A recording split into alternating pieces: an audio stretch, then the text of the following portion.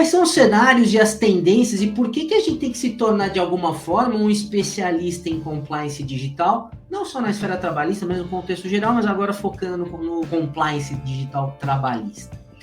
Pelo seguinte, temos diversas situações. Temos aí, já desde antes da pandemia, diversas manchetes de jornal aí na internet, enfim, entenda o mercado de trabalho dos aplicativos, que afinal de contas já vem sendo utilizado em larga escala.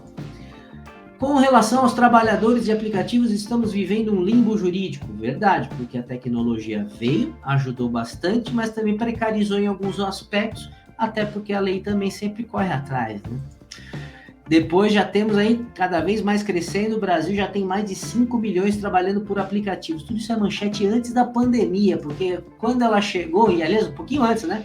O Ministério Público do Trabalho classifica Uber como trabalho neofeudal. Olha a briga, né? Tem um mercado surgindo, vivemos um limbo jurídico, muita gente nesse mercado, e aí, obviamente, o Ministério Público está cada vez mais em cima. Mas acho que a gente não pode ter exageros nem para um lado nem para o outro, né? Até porque, de repente, veio o maior fator motivacional de mudança, a pandemia em 2020, onde todo brasileiro passou a conhecer, né, o que é um EPI, começou a ter outras práticas aí. Só que com ela, muitas dificuldades, muito desemprego, e o que era 5 milhões, hoje a gente nem sabe direito o que é, porque tem muito mais do que isso, trabalhando, entre aspas, informalmente no mercado de aplicativos. E a economia, infelizmente, né, já desde antes, e com a pandemia agravou um pouquinho mais, caindo e bastante, infelizmente.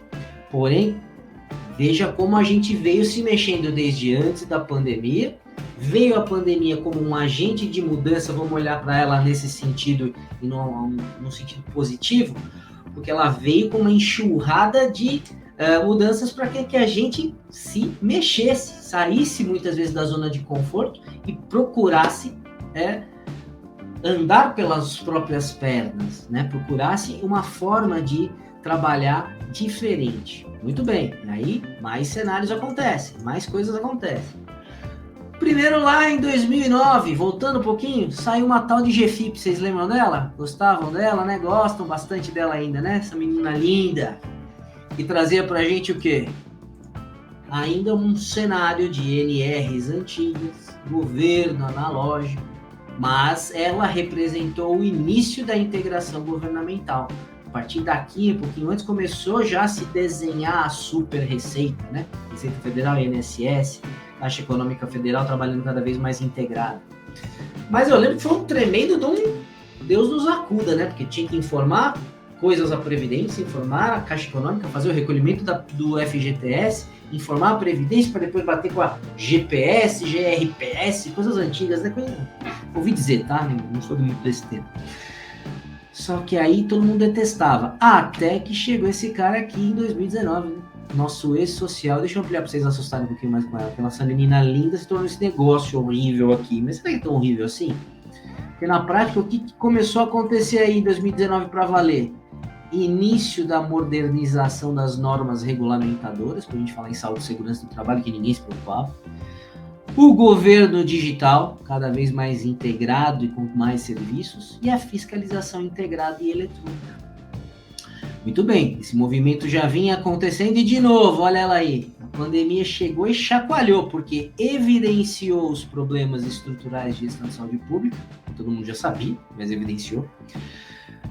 Trouxe medidas emergenciais para a gestão de saúde e segurança do trabalho, então empresas, de um modo geral, que não estavam nem aí para a saúde e segurança do trabalho, começaram a ter que estar até para poder atender, né, essa questão, poder continuar funcionando.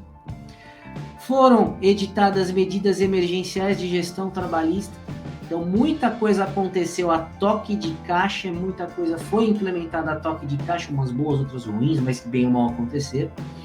E, por consequência, houve uma aceleração do processo de transformação digital. Muito bem. Agora, como eu disse, né, como eu brinquei, todo brasileiro sabe o que é um equipamento de proteção individual. Houve uma intensa digitalização de processos governamentais, empresariais e pessoais. Quem detestava a videoconferência passou a amar. Quem não fazia ideia do que era o WhatsApp começou a usar, e as próprias ferramentas desenvolveram mais funcionalidades, né? Você falando cada vez mais, inclusive por vídeo, mandando arquivos, todo mundo ouviu falar em criptografia, etc. E aí, uma transformação cultural e comportamental forçada.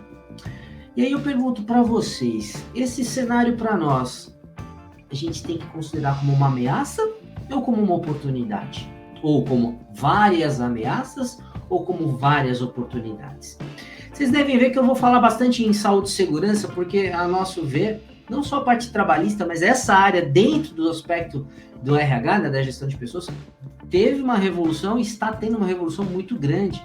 Porque a gente está falando muito dela aqui, porque sobre esse aspecto de saúde e segurança, né, é uma percepção de evolução enorme. Então, eu vivo perguntando de novo, ameaça ou oportunidade? Eu prefiro ver como oportunidade, muito embora quem ficar parado, sem dúvida, não vai ser ameaçado.